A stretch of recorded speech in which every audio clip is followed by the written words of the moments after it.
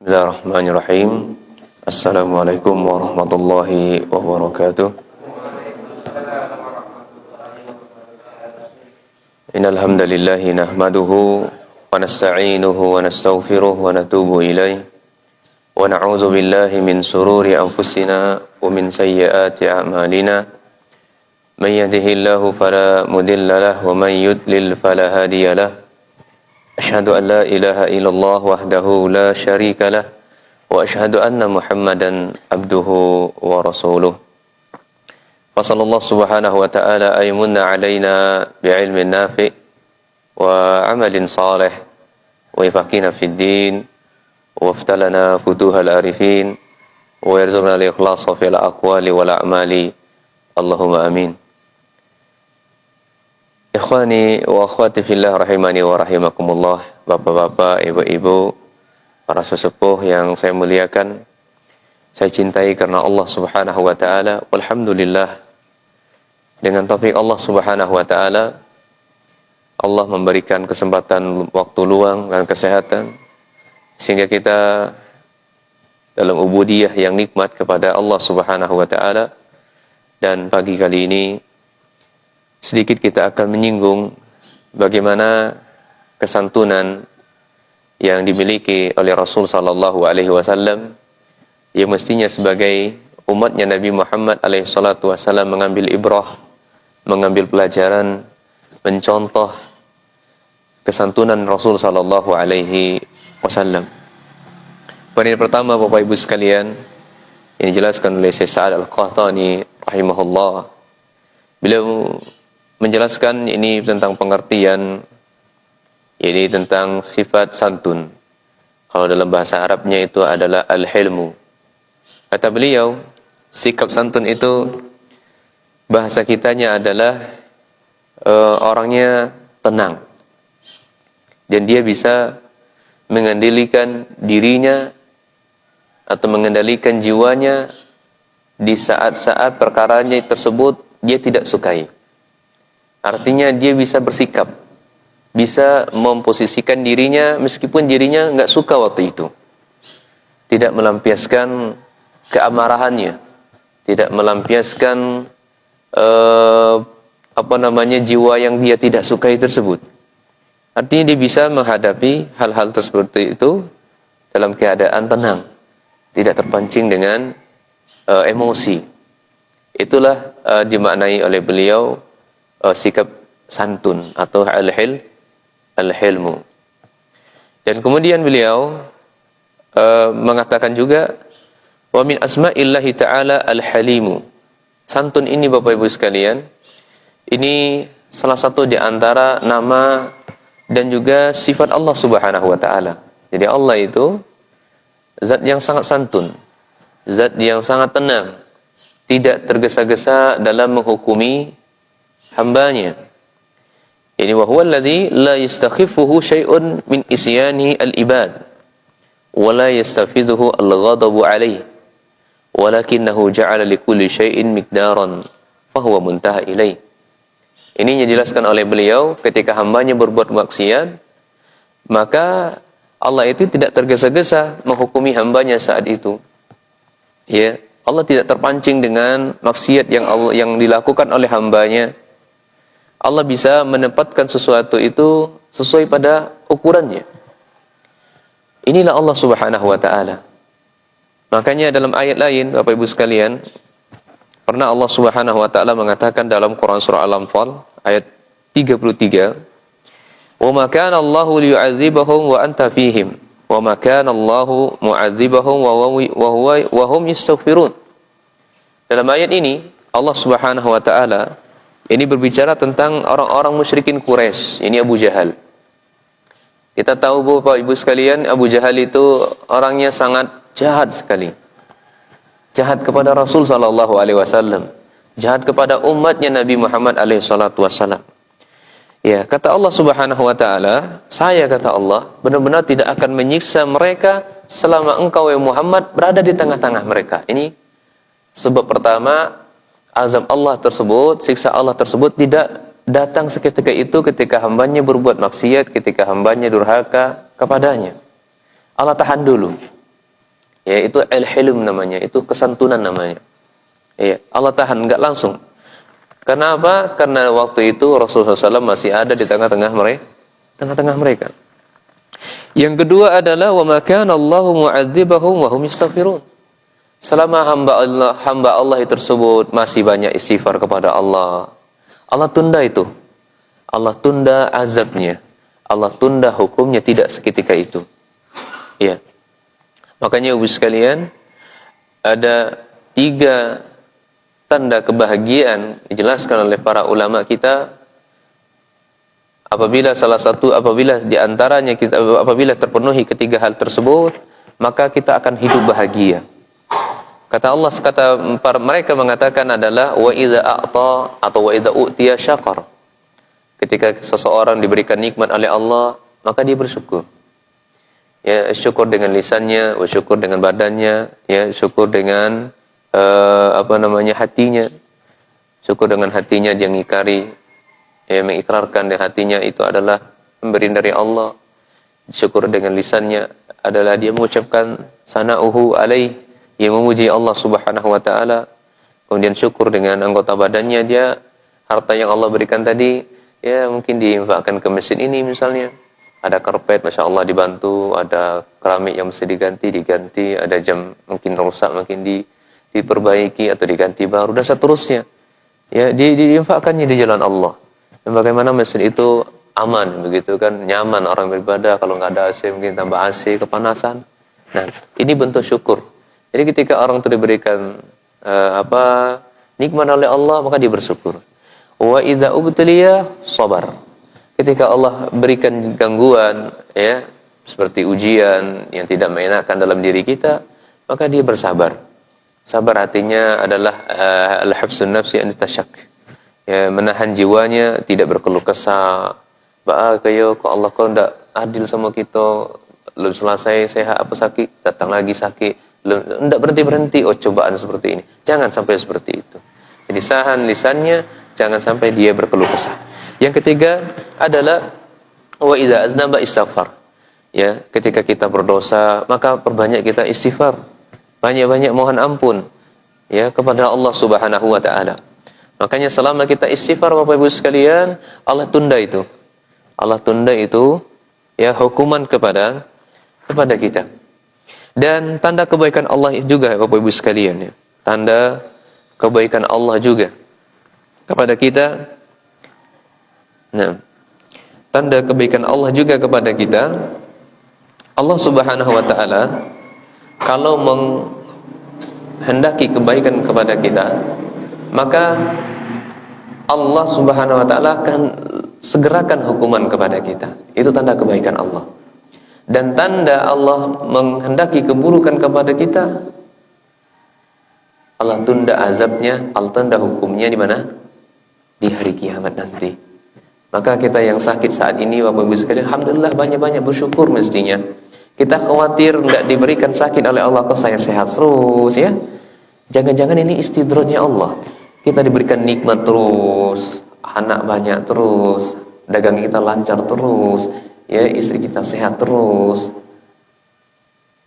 Jangan-jangan itu bisa jadi istidrod, penundaan hukum. Allah balas nanti di hari kiamat. Apa kata Nabi sallallahu alaihi wasallam, "Idza aradallahu bi'abdi khairan, idza arada billahi khairan ajjala lahu uqubah fid dunya, wa idza aradallahu bi'abdihi syarr amsaka anhu bi dzambihi hatta yuwaffa bihi yaumal qiyamah." Apabila Allah Subhanahu wa taala menghendaki kebaikan kepada kita, Allah segerakan tentu hukumannya. Ketika kita maksiat, ketika kita berdosa, langsung seketika itu diberikan ujian. Sakitlah tangan kita, sakitlah gigi kita, telinga kita berdenging, ya, kita terus bersin-bersin berhari-hari nggak sembuh-sembuh, batuk begitu. Ini, ya, tanda Allah itu sayang sama kita, tanda Allah itu ingin kebaikan kepada kita. Allah segerakan saat itu. Allah nggak ingin hal ini diberikan di hari kiamatnya. Dan inilah bentuk, ya, hilm, santunnya Allah Subhanahu wa ta'ala. Kemudian lebih lanjut juga beliau menjelaskan, al-hilm huwa halatun mutawassitatun baina razilatain, al-ghadabi wal baladah. Ya. Sikap santun itu adalah sikap di antara sifat marah dan sifat acuh tak acuh. Ya, sifat marah atau acuh tak acuh, atau bahasa kitanya cuek begitu. Jadi moderat antara dua sifat tercela, ini kemarahan atau acuh tak acuh atau masa bodoh. Kata beliau, fa iza istajaba al-mar'u bi ghadabihi bila ta'akkulin wa la tubassurin kana ala razilah. Ibu sekalian, ketika ada orang yang membuat kita atau memancing kita untuk marah, kita terpancing kepadanya, terus kita lampiaskan amarah tersebut, maka jadilah saat itu kita dalam keadaan tercela. Demikian pula, wa in taballada wa dhayya haqqahu radiya bil ghadabi wa zulmi kana ala radilah. Wa in tahalla bil hilmi ma'a qudrah wa kana hilmuhu ma'a ma yastahiqu kana fadilah. Demikian pula, ya, ketika ada orang yang memarahi kita atau menzalimi kita, terus kita terima dengan kezaliman tersebut, penindasan tersebut, maka kita pun jatuh dalam sifat tercela. Tapi al-hilm tidak seperti itu. Sifat santun tidak seperti itu. Ketika ada orang marah kepadanya, ketika ada orang zalim kepadanya, maka dia di antara dua sifat itu dibaringilah sifat santun. Bagaimana orang tersebut marah kepadanya tidak jadi marah, bahkan menimbulkan kecintaan kepadanya. Dia memberikan haknya sesuai haknya. Iya. Itulah yang diperhatikan. Hotel yang dicintakan, yang dicontohkan oleh Nabi sallallahu alaihi wasallam kepada kita. Nanti akan datang penjelasannya. Dan orang yang seperti ini, Bapak Ibu sekalian, sangat langka. Motor kita diambil, mobil kita diambil, mungkin anak kita dibunuh, apalagi macam-macam lah kita diperlakukan kezaliman oleh orang. Tapi dia tidak membalas kezaliman yang semisal dengannya. Justru dia bersabar, menahan diri, dan bahkan dia berbuat baik kepadanya. Ya, bahkan dia berbuat baik kepadanya. Kamu tadi ambil harta saya ya, masih kurang enggak? Di rumah saya masih banyak. Kalau mau ambillah. Ya, Masya Allah ya. Dan jarang orang-orang yang seperti ini. Orang seperti ini adalah orang yang langka. Maka hari ini, Ibu sekalian, mari kita lihat bagaimana Nabi SAW bersifat dengannya. Iya. Dan sifat ini juga, Bapak Ibu sekalian, adalah Allah Subhanahu wa taala menggandengkan dengan sifatnya maghfirah dan sifatnya ilmu. Jadi sifat hilm itu, sikap santun itu Allah gandengkan dengan maghfirah, ini pengampunan, dan ilmu. Disebutkan oleh Allah dalam Quran surah Al-Imran 155. Apa kata Allah? Walaqad afallahu anhum innallaha ghafurur rahim. Dan sungguh benar-benar Allah Subhanahu wa taala afallahu anhum, memaafkan kalian. Sesungguhnya Allah Subhanahu wa taala Ghafurun, Maha Pengampun, lagi Halimun, lagi Maha Penyantun. Lihat, Allah gandengkan dengan Ghafur dan Allah gandengkan dengan ilmu. Maka Imam Ibnu Katsir rahimahullah menjelaskan, yaghfiru dzamba wa yahlamu an khalqihi. Allah mengampuni dosanya, mengampuni dosa-dosanya, dan santun terhadap wa yahlamu an khalqi, santun kepada makhluknya, wa jazawazu anhum, dan memaafkan kesalahan makhluknya. Itu Allah Subhanahu wa taala. Wa innallaha la'alimun halim, dalam ayat lain Quran surah Al-Hajj ayat 59 kata beliau, sesungguhnya Allah itu benar-benar sangat santun kepada siapapun. Ya, sebagai apapun orangnya, Allah Subhanahu wa taala itu santun kepadanya. Baik. Maka sifat santun ini mestinya dimiliki oleh siapapun. Mestinya harus seperti itu. Seorang suami memiliki sifat santun kepada istrinya.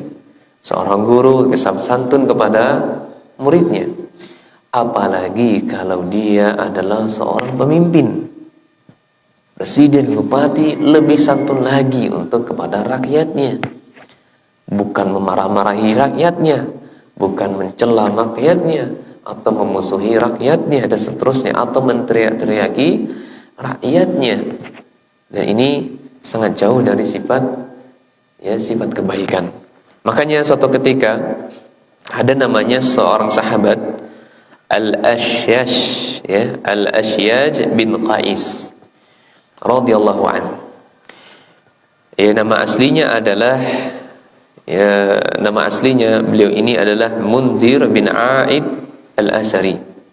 Tapi beliau lebih dikenal di tengah-tengah para sahabat adalah Al-Ashyaj bin Qais. Beliau ini adalah pemuka kaum. Bahasa kitanya suku adat, ketua suku adat. Itu bahasa kitanya. Nah, suatu ketika beliau ini safar, Bapak Ibu sekalian, melakukan perjalanan. Ya.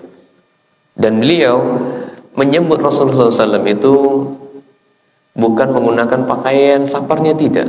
Berbeda dengan orang-orang Madinah yang lainnya.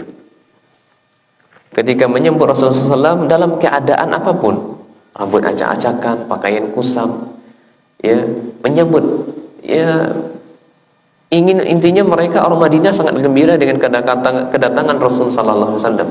Ingin segera melihat Rasul sallallahu alaihi wasallam, ingin segera melihat wajahnya Rasul sallallahu alaihi wasallam. Bagaimana sih wajah Rasul, bagaimana sih perawakannya, bagaimana khuluqiyahnya, postur tubuhnya dan seterusnya, ingin menyambut itu.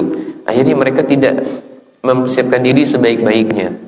Beda dengan Ashyad tadi, bin Qais tadi. Beliau pulang dulu ke rumah, ganti bajunya, pakai minyak, intinya berdandan. Mendandan layaknya seorang menyambut tamu yang sangat terpandang. Bahasa kitanya nyambut presiden gitu kan, kita kan bersiap kahannya, ada karpet merah, segala macamnya. Ya. Ini intinya memuliakan seorang tamu. Makanya setelah datang Rasulullah SAW, beliau pun menghadapi beliau, maka Nabi SAW langsung mengucapkan kepada Asyas ini, Asyas ini, karena beliau beda dengan yang lain, penampilannya rapi, benar-benar menyambut tamu. Apa kata Nabi SAW kepada sahabat ini? Inna fika khaslataini yuhibbuhumullah. Jadi wahyu waktu itu turun mengkabarkan kepada Rasul Muhammad, kabarkan kepada dia itu sedang aku cintai karena bentuk perlakuannya kepadamu, wahai Muhammad. Kata Nabi SAW, inna fika khaslataini, wahai Asyas, pada dirimu ini ada dua sifat, dan Allah Subhanahu wa ta'ala mencintai engkau karena dua sifat itu. Yang pertama adalah al-ilmu, ini sikap santun, wal anahat, ini sikap tidak tergesa-gesa, tidak tergesa-gesa, tidak terburu-buru dalam situasi apapun. Inilah sifat Al-Ashyaj radhiyallahu an. Kemudian setelah berjumpa dengan Rasul sallallahu alaihi wasallam, apa yang dikatakan oleh Al-Ashyaj tadi? Atau Nabi sallallahu berkata kepada beliau, karena beliau sudah masuk Islam tentunya. Kata Nabi sallallahu, tubayyuni ala anfusikum wa qaumikum. Ashyaj, kamu mau enggak membaiat saya? Membaiat saya itu bahasa kitanya mendukung, meridhoi, merestui kepemimpinan saya. Ya. Dan kaummu, engkau ajak kaummu juga membaiat saya, mengikuti program saya, bahasa kitanya begitu ya. Kalau presiden saat sekarang ini, bahasa kitanya kita ridhoi, kita dukung, kita support, kita doakan. Nah, kata beliau, faqala qaum, na'am. Iya, saya akan membaiatmu ya Rasul. Ya, ini kaumnya menjawab waktu itu, penduduknya. Ya, saya akan membaiatmu ya Rasul. Faqala Asyas, ya Rasulullah, innaka lam tuzawil ar-rujula ala syai'in ashaddu alaihi min dinihi. Ya Rasul, ya, engkau tidak meminta sesuatu yang lebih berat bagi seorang selain dari agamanya. Ya, nubayyi'uka ala anfusina, kami membaiat dirimu atas diri-diri kami. Wa nursilu may yad'uuhum, dan kami pun akan mengutus orang-orang untuk membaiatmu. Faman attaba'ana kana minna, siapa yang mengikuti baiat kami, maka kami termasuk di dalamnya, atau mereka termasuk dalam kabilah kami. Wa man aba, siapa di antaranya yang enggak mau, yang enggan, qatalnahu, maka kami akan memeranginya. Maka kata Nabi sallallahu, sadaqta, benar. Ya. Pemikiranmu, pemahamanmu ini benar. Sehingga benar Allah mengatakan kepadamu, inna fika khoslatain. Sesungguhnya dalam dirimu ini ada dua sifat yang Allah ridho, yang Allah cinta kepadamu. Lihat contoh sifat santun yang dimiliki oleh para nabi. Lebih khususnya Nabi kita alaihi salatu wassalam. Ya mestinya kita ambil contoh, kita belajar dari sifat santunnya para nabi ini. Contoh yang pertama adalah Nabi Yusuf alaihi salatu wassalam.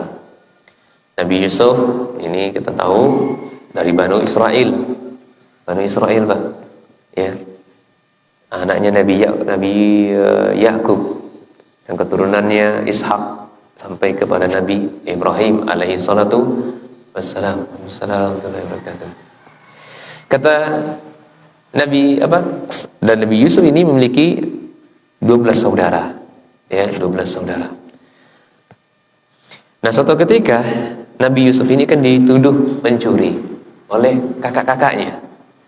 Ya, Yusuf itu pencuri begini dan begitu. Dan Nabi Yusuf waktu itu sudah menjadi seorang perdana menterinya Mesir. Bahasa kitanya penguasa Mesir. Ya, perdana menteri atau penguasa Mesir atau presidennya Mesir. Ya. Dan kakaknya ini nggak sadar kalau yang berhadapan dengan dia waktu itu adalah Nabi Yusuf, adiknya sendiri. Dia ngomong di depan adiknya, penguasa Mesir itu, adik saya punya adik namanya Yusuf, dia mencuri begini dan begitu. Padahal Yusuf sendiri ada di hadapannya. Kira-kira kita dihadapin posisi seperti itu gimana Bapak sekalian? Mungkin marah mungkin ya. Wah, ini kurang ajar nih orang ini ya. Ini saya ada depan sini, saya dikatain pencuri dan segala macamnya.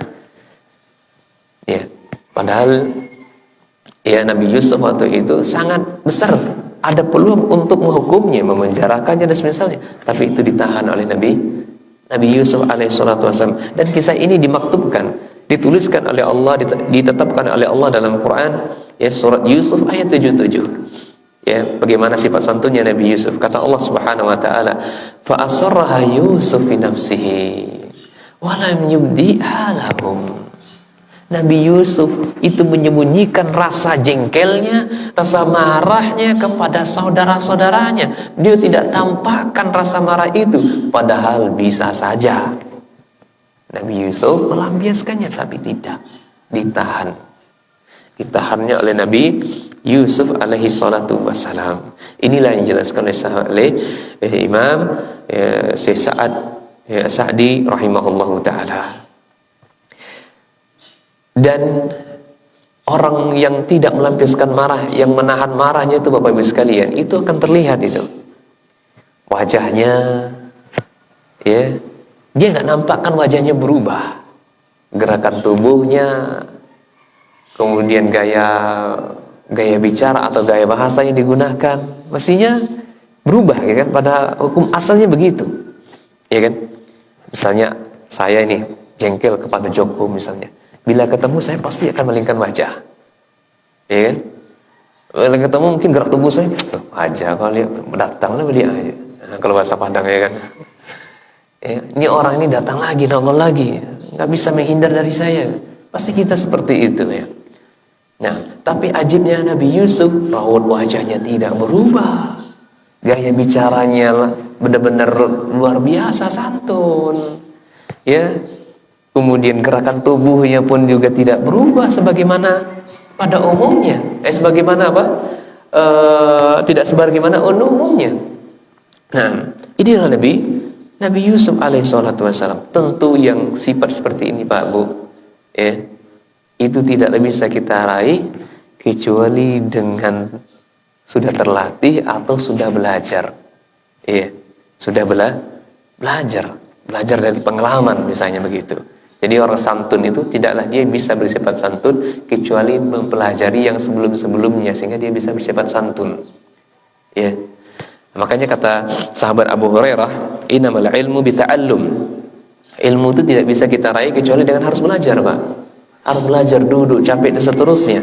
Demikian pula wa innamal huluma, sikap santun itu tidak bisa kita raih ya bitahallum, dengan cara belajar, dengan cara pengalaman, ada latihan ya. Sikap santun itu penuh latihan dan kesungguhan. Maka kata beliau, sahabat Abu Hurairah, wa may yataharu khaira yu'tihi, siapa yang Allah biasakan ya, atau siapa yang Allah atau berupaya dia untuk melakukan kebaikan, maka dia akan mendapatkan kebaikan tersebut. Wa may yatawaqqa syarr yuqa, dan siapa yang yatawaqqa syarr, bisa menghindari keburukan, maka dia pun bisa menghindarkan keburukan tersebut. Iya. Ini Nabi Yusuf. Jadi sekali lagi Ibu sekalian, sikap santun tidaklah bisa diraih kecuali dengan apa? Belajar ya, dengan penuh kesungguhan. Nah, kemudian Nabi kita alaihi salatu wasalam. Di sini saya bawakan saya membawakan ada 7 contoh sikap keteladanan Rasul sallallahu alaihi wasallam. Yang pertama, keteladanan pertama ini malaikat Allah itu ditampakkan kepada Nabi sallallahu alaihi wasallam. Ketika itu Nabi sallallahu alaihi wasallam berdakwah di Taif, dan Nabi disakiti oleh penduduk Taif. Diusir dari penduduk Taif, mau berdakwah ke Taif, namun disakiti oleh penduduknya, dilempari oleh penduduknya dengan batu. Di saat itulah Nabi sallallahu alaihi wasallam, gimana ikhwan ya? Kita ini sifat manusiawi ya. Nabi saja tatkala diusir hatinya sedih Nabi. Ya. Gundah Nabi sallallahu alaihi wasallam. Di antara bentuk menghibur Nabi sallallahu alaihi wasallam, ya, di antara menghiburnya salah satunya adalah ditampakkannya malaikat. Ketika itu awan mendinaungi ya, awan menaungi Nabi SAW. Nah, di atas awan itu dinampakkan oleh Allah malaikat. Nabi SAW melihat, ini kenapa kau awan, kau ikuti saya terus? Ternyata di dalamnya ada malaikat. Ya, ada malaikat. Kemudian malaikat itu menyampaikan kepada Nabi SAW, itu ada juga malaikat gunung tuh, sudah Allah perintahkan. Ya, kamu minta apa saja Muhammad, ya, minta apa saja. Kalau bisa, kalau orang Taif itu kamu minta untuk diazab nih gunung yang Khoslatain ini gunung yang Akhsyabain ini, 2 gunung yang besar ini boleh diangkat oleh malaikat penjaga gunung, dilemparkan ke penduduk Taif. Ya. Ini bentuk menghibur Nabi SAW. Dan juga dalam bentuk hibur Nabi SAW, Allah isra'kan Nabi kita ke atas langit ya. Diisrakan oleh Allah ke atas langit. Baik. Nah, dari sikap kesantunan Nabi SAW, Nabi SAW tidak menerima tawaran itu. Padahal bisa saja bahasa kita, wah sudahlah, lemparkan aja lah gunung itu kepada penduduk Taif.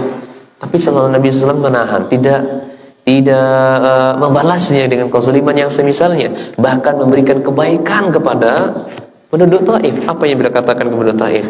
Bal arju ayyukhrijallahu min aslabihim man ya'budullaha wahdahu la yusyrik bihi syai'a. Bahkan ya, saya berdoa kepada Allah, saya berharap kepada Allah, dari cucu keturunan mereka terlahir orang-orang yang mentauhidkan Allah, terlahir orang-orang yang mengesahkan Allah, dan tidak pernah berbuat mendurhakai atau menduakan Allah Subhanahu wa taala. Ini yang pertama, keteladanan yang pertama. Kemudian keteladanan kedua, suatu ketika Nabi sallallahu alaihi wasallam ya, dia memakai sorban dari hadiah dari orang Mesir yang ada di pinggir-pinggir itu ya, kasar begitu ya, sehingga kalau ditarik itu gampang begitu. Nah, orang Arab Badui, orang Badui kan orang jahil Pak Bu. Ya, orang enggak memiliki pengetahuan, tidak punya tata krama sopan santun kepada siapapun, termasuk Rasul sallallahu alaihi wasallam. Ditariklah lehernya Nabi sallallahu begini. Ya, seorang nabi melakukan begini Bapak sekalian ya.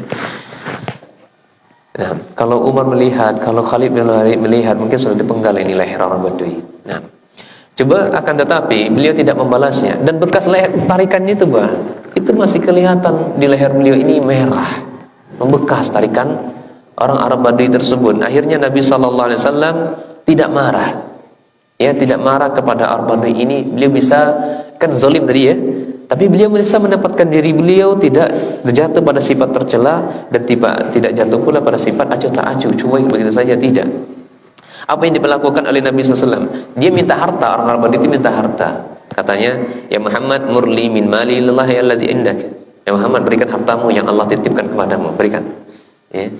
Nabi SAW ya melihat wajahnya, kemudian dhahik, senyum dia. Sudah dizalimi, senyum lagi. Ya, sudah dizalimi, senyum, Masya Allah ya. Summa amarahu bi'allah. Kemudian Nabi SAW memberikan hartanya, memberikan, bahasa katanya, angnya biti, kau biti ambillah.